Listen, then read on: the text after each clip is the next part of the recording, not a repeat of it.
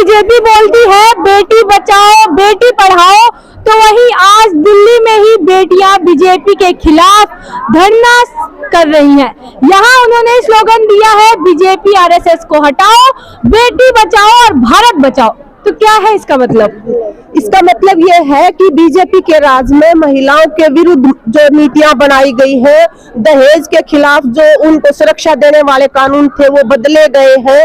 जो नरेगा में इतनी विधवा महिलाएं काम करती है उसका बजट काटा गया है। जितनी भी स्कीम्स है, चाहे आशा वर्कर है, चाहे आंगनबाड़ी है, चाहे मिड डे मील है, सबके बजट काटे गए हैं। इससे महिलाएं जो है बहुत ज्यादा परेशान है। उनके परिवार के जो नौजवान हैं उनको नशे की तरफ धकेला जा रहा है। तमाम नशे का आलम है यहाँ पे। तो इन सारी पीड़ाओं के खिलाफ आज महिलाओं ने यहाँ पे अपनी आवाज बुलंद करी है कि आने वाले 2024 के चुनाव के अंदर हम बीजेपी को हराएंगे और देश को बचाएंगे। किसको अपना उम्मीदवार बनाएंगे आप लोग?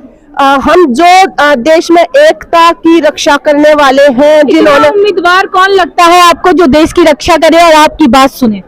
बहुत है यहाँ पे, एक से एक हमारी बहनों के अंदर ही इतने नायाब व्यक्तित्व है कि अगर उनको देश को चलाने का मौका दिया जाए तो आज तक जो देश जिस तरह से चलाया गया है, जिस तबाही की तरफ उसको धकेला गया है, हमें लगता है उससे बेहतर हम करके दिखाएं। बीजेपी ने जिस तरीके से बेटी बचाओ बेटी पढ़ाओ का नारा लगाया था, बेटी के लिंग को बढ़ाने के लिए उन्होंने ये नारा लगाया था, तो उसके लिए क्या कहना चाहेंगे? क्या वो सब जुमलेबाजी थी? वो जुमलेबाजी इस रूप में थी कि उन्होंने केवल बेटी बचाओ बेटी पढ़ाओ नहीं, उन्होंने ये भी कहा था कि बेटी खिलाओ। जब 2016 में साक्षी मलिक, विनेश फोगाट जब वो मेडल लेके आई थी वो ओलंपियन, तब उसी प्रधानमंत्री ने ये नारा दिया था। लेकिन असल में जब उन्होंने ये बताया कि जब वो खेलती है तो उनके साथ क्या दिक्कतें आती है, किस तरह से आपके जो मुख्य पदाधिकारी है वही इज्जत के ऊपर हाथ डालते हैं, तो उसके बाद प्रधानमंत्री जो है उन्हीं बेटियों को ये कहने लगे कि ये बेटियां जो है ये मतलब देश की छवि खराब कर रही है। तो ये मतलब बेटी बचाओ बेटी पढ़ाओ बेटी खिलाओ ये सब जुमलेबाजी है। और असल में वो जहाँ पे भी बेटियां न्याय चाहती है उनके अरमानों पर पानी फेर रहे। वो तो कह रहे हैं बेटियों के लिए बहुत कार्य कर रहे हैं। हाँ, वो कहते होंगे, लेकिन बिल्किस बानो भी इस देश की बेटी है। हमारी जो रेसलर कुश्ती की खिलाड़ियां हैं जिनको संसद भवन के उद्घाटन के मौके के ऊपर जंतर मंतर पे घसीटा गया इस तरह से, वो भी इस देश की बेटियां हैं। और दूसरे जो अभी अब जम्मू कश्मीर से वो जो हमारी 8 साल की बच्ची के साथ मंदिर के अंदर जो रेप करके वो किया गया, वो भी इस देश की बेटी है। उन सब बेटियों को हम जानना चाहते हैं कि न्याय क्यों नहीं दिया जा रहा है, क्यों नहीं आप ब्रजभूषण जैसे लोगों को जो है वो गिरफ्तार क्यों नहीं करते हो। हरियाणा का खेल मंत्री जिसने एक होनहार एथलीट के ऊपर यौन हिंसा करी, अटेम्प्ट टू रेप किया, आज वो तो दंदना तक घूम रहा है और बीजेपी ने कुछ बोला ही नहीं, सस्पेंड कर दिया। जिस तरीके से बेटियां धरने प्रदर्शन पे बैठी थी बीजेपी ने तो कुछ बोला ही नहीं। मोदी जी ने, हाँ, मोदी जी ने तो एक अक्षर भी बोला नहीं। वो उनसे मतलब पहले तो जब वो मेडल जीत के लाई तो कह रहे थे कि आप हमारे परिवार की बच्ची हो, लेकिन वही बच्चियां तो हमारे गांव की है। हाँ, वो तो हमारे गांव जैसी है। और जब वही बच्चियां जंतर मंतर पे बैठी थी तो प्रधानमंत्री का मतलब 2 किलोमीटर की दूरी पे था, संसद भवन का उद्घाटन कर रहे हैं। हाँ, कभी उनके कंधे पे हाथ नहीं रखा कि तुम्हें न्याय देंगे और हम यहाँ सुनने के लिए है, बल्कि उन्होंने ब्रजभूषण को जो है आगे से आगे बढ़ावा दिया। उसने रैली भी करी, उसने उन लड़कियों की मतलब अपमान भी किया और उन लड़कियों के परिवारों के दिल भी दुखाए। क्या कहना चाहेंगे दादी आप?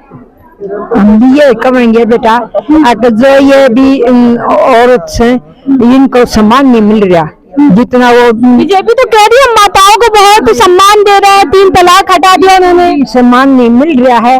और ना गरीबों की कोई सहायता कर रहा है, ना किसानों की कोई सहायता कर रहा है, कोई भी नहीं। रोहतक में उन 9वीं क्लास की लड़की को बलात्कार किया, उसका कोई भी वो नहीं हुई, कोई भी सुनाई नहीं हुई। क्या कहना चाहेंगी आप?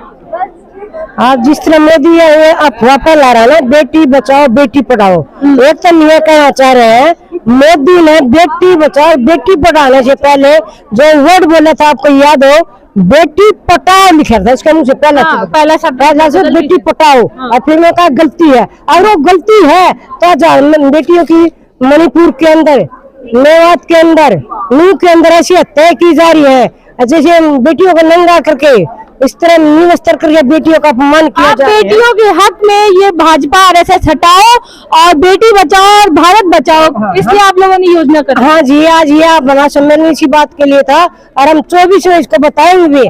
हम बेटियों को बचाएंगे, बेटियों को पढ़ाएंगे और बीजेपी को भगाएंगे, ये हम जन जन तक नारा लेके जाएंगे। वो तो कहते हैं महिलाओं को बहुत सम्मान दे रहे हैं, उज्जवल मतलब खाना राशन सारी चीजें दे रहे हैं। बेटे हमें पता है जो राशन दे रहे हैं, आंगनबाड़ी इसमें अब राशन डिपो के अंदर जो 14 चीजें मिला करते हैं, आज केरल के अंदर आज मिल रही है, यहाँ सब धीरे धीरे सब बंद कर दी गई। और आज पीपी के नाम से राशन कार्ड बना गया है, जो पहले राशन कार्ड थे वो नहीं है, वो सिर्फ एक जुमला है, चुनाव के लिए ही सब कुछ कर रखा है। और जो विधवा थी बहुत सारे जिनका जमीन का लालच दिया गया, जिनका घर में सर्विस करते उनकी पेंशन काटी गई, चाहे बुढ़ी हो चाहे विधवा हो, इस तरह का काम मोदी कर रहे हैं। कहाँ महिला बचाना बेटी बचाना, ये झूठे ढंग है उसके, ये जुमले हैं उनके, बिल्कुल जुमले हैं। उन जुमलों को हम फाइल करेंगे 24 में, फेल हो जाएंगे बीजेपी 2024 में। जरूर होंगे, क्यों नहीं होंगे, जब एकता होगी जब पब्लिक के अंदर। ये वो तो कह रहे हैं महिलाओं के वोट से हम मतलब आगे बढ़ रहे हैं, जिस तरीके से वो 2 बार चुनाव जीते हैं। जुमलाबाज है, इससे वो वोट लेना चाहते हैं, लेकिन 24 में नहीं मिलेगा उनको, जैसे 13 में मिल गया, ये 24 में नहीं मिलेगा, ये 24 में नहीं मिलेगा, नहीं मिलेगा। जनता उनके जुमलों को समझ गई है, बिल्कुल समझ गई। 9 साल में नहीं समझे तो कब समझेगी जनता अब। जब उसका कह दिया हम 2024 में फिर आएंगे, नहीं आएंगे, उनकी गलतफहमी है। ये सोच रहे कि हमने पीछे जुमलाबाजी करके, हमने जैसे ये नारा लगा के हमने सत्ता हथिया ली, उन्होंने 70 साल में ये बोल रहे कि कांग्रेस ने ये कर दिया, वो 9 साल में कौन सा कर दिया। उन्होंने सिर्फ युवा नशे की तरफ धकेला है और बेटियों से बलात्कार हुआ है, ये किया उन्होंने 9 साल में। तो 2024 में बीजेपी नहीं आएगी, अब नहीं आएगी बिल्कुल भी। तो किसको लाना चाहते हैं आप लोग? वो देखो कौन नया चेहरा आता है। तो वोट किसके देंगे? बीजेपी को नहीं देंगे तो बहुत चेहरे हैं हमारे बीच से निकलेंगे, नए चेहरे। तो बेटी पढ़ाओ, तो वहीं अब बेटी ही उनके खिलाफ आगे हाथ बढ़ा रखा है। तो बेटियां ही ये पढ़ाएंगी, बिकॉज वो तो जुमला निकला। कहाँ पे मणिपुर में बेटियों को बचाया, कहाँ पे यूपी में बचा रही है, कहाँ पे कहीं पे भी देश में बचा रही है, कहाँ पे कुश्ती खिलाड़ियों को बचाया, कहीं पे बेटियों को बचा नहीं रही। उल्टा ये बीजेपी के नेतागण जो जुल्म कर रहे हैं बेटियों के ऊपर, उनको सुरक्षा देने का काम कर रही है। आज वो कोच को उन्होंने बर्खास्त कर दिया, किया उन्होंने कार्रवाई संदीप सिंह के ऊपर, किया ब्रिजभूषण के ऊपर, कहीं नहीं किया। तो ये जो है ये झूठी सरकार है और इसकी झूठ में अब औरतें नहीं फंसने वाली। वो तो कह रही है जो हमारी महिलाएं उनके ही वोट से हम अभी इस तख्ते पे बैठे हुए हैं। कतई नहीं, कतई नहीं। कर्नाटका की महिलाओं ने कहाँ वोट दिया उनको? कितनी सारी महिलाएं हैं, कहीं 37% वोट से तो जीते हैं वो। तो 37% वोट के अंदर आप आधा महिलाओं का भी गिनो तो क्या मेजॉरिटी होता है? वो तो कहते हैं हम 3 तलाक हटा दिए, बेटियों के लिए सारा कार्य कर रहे हैं, महिलाओं को सम्मान दे रहे हैं। वो तो ये सब कुछ कह रहे हैं, लेकिन ये भी तो हकीकत है कि देश को बेच रहे हैं। अब अंबानी अदानी को देश को बांट रहे हैं धर्म और जात के नाम पर। तो ये भी तो सच है, वो बोले जो भी बोलना है। मोदी जी तो हमेशा बोलते ही आ रहे हैं ना, 15 लाख लाने वाले थे अकाउंट के अंदर, चौकीदार अपने आप को कहा था, ये सभी चीज कहते ही रहते हैं ये लोग। तो जुमले के अलावा उनके पास है क्या बोलने? तो किसको आप लोग ला रहे हैं 2024 में? हम वो सरकार लाएंगे जो लोगों की बात सुनेंगे, वो लोग ही तय करेंगे। लेकिन बीजेपी आरएसएस इस मुल्क में नहीं चलेगी, क्योंकि वो इस संविधान के खिलाफ है। उन्होंने आज़ादी के आंदोलन के खिलाफ भी काम किया था। वो इस देश के साथ हमेशा गद्दारी करे हैं और गद्दारी करते रहे। 10 साल तक बीजेपी ने अभी तक गद्दारी किया है। आपको नहीं लगता है? महंगाई, टमाटर 200 रुपये तक पहुंच गया, वो गद्दारी नहीं तो क्या है? राशन बंद कर दिया, मनरेगा का काम नहीं मिल रहा है, इज्जत के नाम पे हत्याएं बढ़ गई है, तो ये गद्दारी नहीं तो क्या है?